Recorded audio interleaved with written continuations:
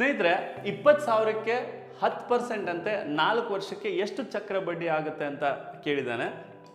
ನಿಮಗೆ ಈ ಕೋಡ್ ಗೊತ್ತಿರಬೇಕು. ಮೊದಲನೇ ವರ್ಷ 1 ಇದ್ದರೆ, 2ನೇ ವರ್ಷಕ್ಕೆ 2 1, 3ನೇ ವರ್ಷಕ್ಕೆ 3 3 1, 4ನೇ ವರ್ಷಕ್ಕೆ 4 6 4 1 ಇರುತ್ತೆ.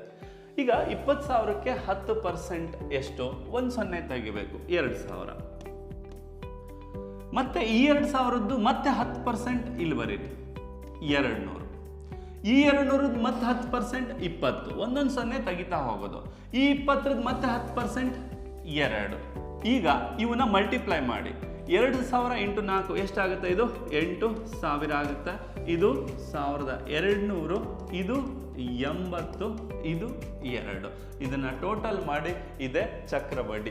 8,000, 9,200, 9,282 ಇದೆ ಚಕ್ರ ಬಡ್ಡಿ ಆಗಿರುತ್ತೆ.